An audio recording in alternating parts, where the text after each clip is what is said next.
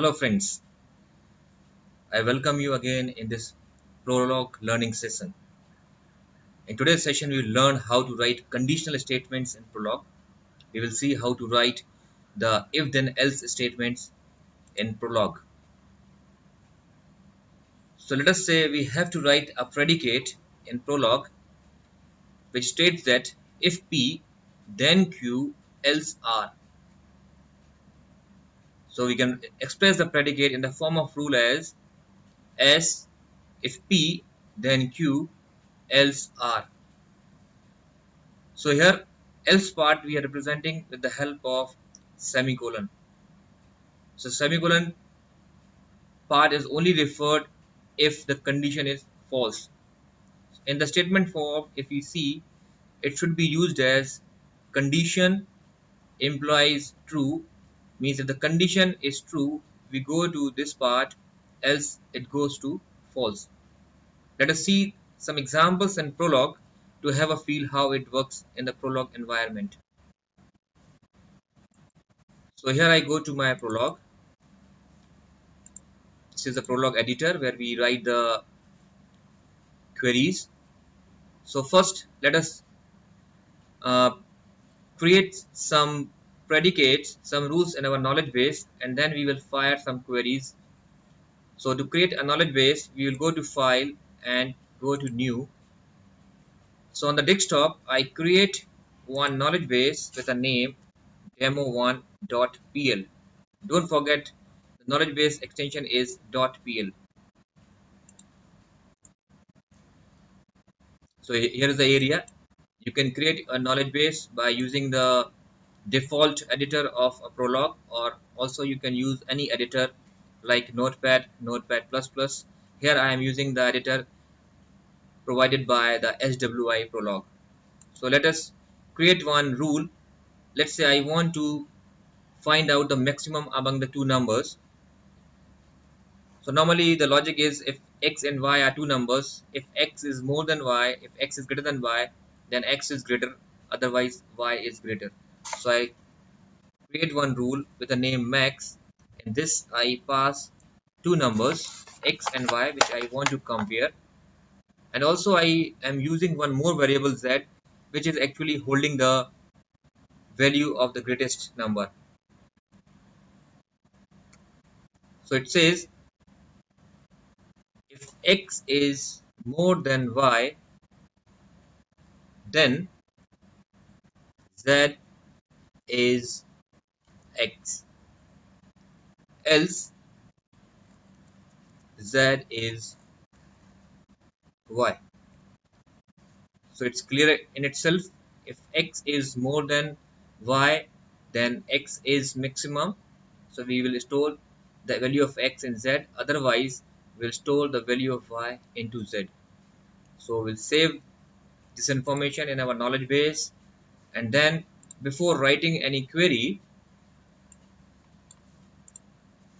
we have to first consult the knowledge base as a rule.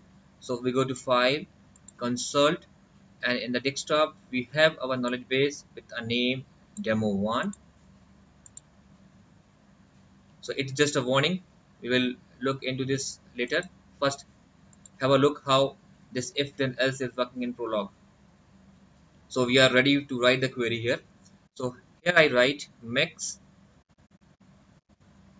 4 comma 8, means my x value is 4 and y value is 8, and the variable in which I want to store the maximum value is z. So when I fire this query, it says 8 is the maximum.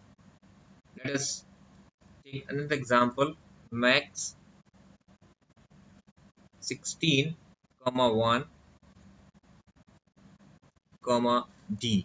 Here d is the variable which actually holding the maximum value. So it says that 16 is maximum. So hope you have got an idea how to use if then else in a Prolog. Let us take some another example. We will write some more predicates in our knowledge base and see how it actually works. So let's say if I want to add one more predicate result, in which I want to see if the student is scoring more than 60, he is pass, else he is fail. So I am going to create one more predicate result. and here I am passing one value, one variable, which is actually representing the marks of the student, comma y. This is a variable which actually stores the result. So here is the rule: if x is more than 60, then we can say that y means the student is pass. So we store here is y is pass. Because it's a string value, we cannot use is keyword, but we use equal sign to assign the values. So we can write here equal pass. Otherwise, the y equal fail. So now look at this rule: result xy. If x is more than 60, then y is pass. Otherwise, y is fail. So before going to write the query, we first save this information in our knowledge base. Go to our editor. Again, go to file. Consult your knowledge base. It is demo 1. Once it is consulted, we are ready to write the query. So here the query we want to check is result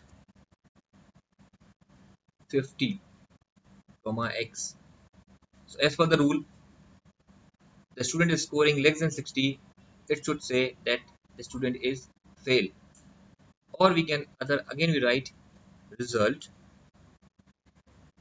This time is 80, and as a variable I will passing the student. Keep in mind, whenever we use a variable, it should be always start with a capital letter. So in a Prolog, all the names which starts with a capital letter will be referred as a variable. So here student is a variable here. So it says that student is pass. So I hope you understand how to use if then else in a Prolog. In the next session, we will learn more about the Prolog, and you will see more examples to get better understanding in Prolog. Thank you. Meet you again in the next lecture.